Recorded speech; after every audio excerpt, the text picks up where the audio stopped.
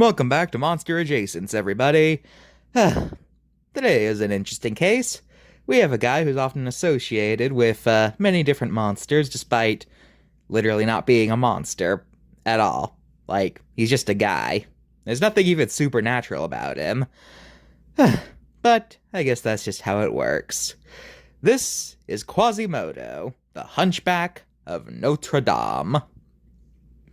Quasimodo, whose name literally means half-formed, ouch, is a human who was born with a birth defect that caused him to develop a large hump on his back, and he also has a rather ugly face, with it being described as looking like the devil himself made it. In addition, he's also deaf due to spending all his time around loud bells. Quasimodo hails from the book Hunchback of Notre Dame. In this book, Quasimodo is the bell ringer of the titular cathedral. He was abandoned as a baby due to his ugliness and was taken in by the Archdeacon of Notre Dame, Claude Frollo, who decided to hide the baby in the bell tower, and named him Quasimodo after Quasimodo Sunday, first Sunday after Easter. Okay, I guess that makes it a little bit better, but still, that's still a harsh name, but yeah, whatever. Despite his monstrous appearance, Quasimodo actually grows up to be pretty friendly, though he's also very isolated from the world due to fear of being seen as a monster. One day, Frollo ends up becoming smitten with a girl named Esmeralda and sends Quasi to kidnap her. But during his attempt, Quasi is caught and sentenced to be flogged, which Frollo does nothing to stop due to him failing.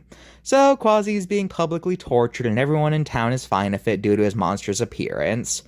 But Esmeralda takes pity on him and brings him water.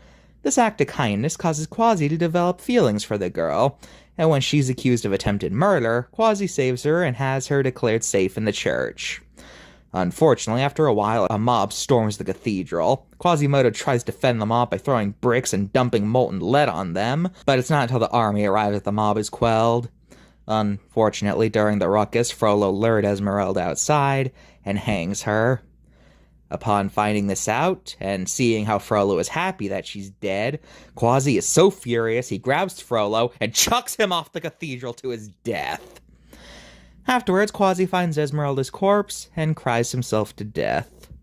Years later, the bones are found with Quasi's skeleton still wrapped around the girl. When separated, his bones crumble to dust. The end. Now, when this book was originally written, it was known simply as Notre Dame de Paris, or Our Lady of Paris. Hunchback was its English name, and reportedly the book's author, Victor Hugo, hated the new title, since he felt like it drew attention away from the book's main moral. What's the main moral of this book, you might ask? We have to preserve French architecture.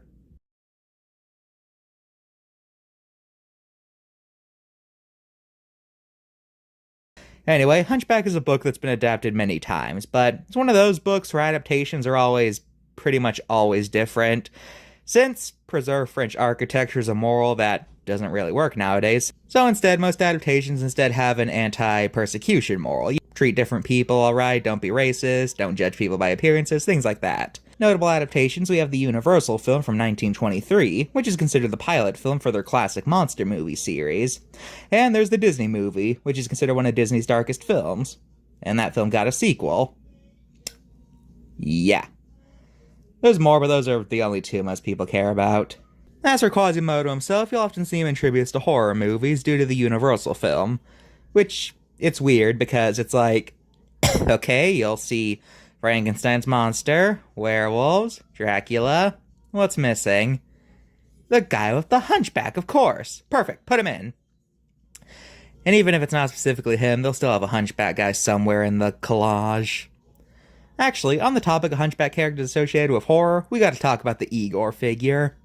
Whenever you see a mad scientist in media, odds are they'll have a hunchbacked assistant called Igor.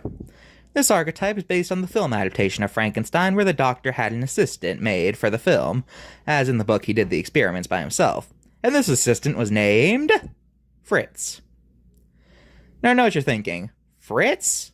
Then why do we call him Igor? Well, in the third Frankenstein movie, Son of Frankenstein, there's a character named Igor, with a Y instead of an I. However, he's not hunchback, though he does have some broken bones due to a failed hanging. And he's played by the same guy who played Dracula, Bela Lugosi. So, somewhere along the lines, people probably got mixed up with the names and thought that Frankenstein's assistant was named Igor, mistaking him for the Son of Frankenstein character. And then we have the parody movie Young Frankenstein, which is often pointed to as the film that cemented this idea, as in this film, the hunchbacked assistant was called Igor. So, yeah. Everyone just calls the hunchbacked assistant Igor, even though his name was Fritz. The end. Well, everyone, hope you enjoyed this video. We talked about two guys today. I don't know how to end this video. Remember, kids, preserve French architecture, I guess.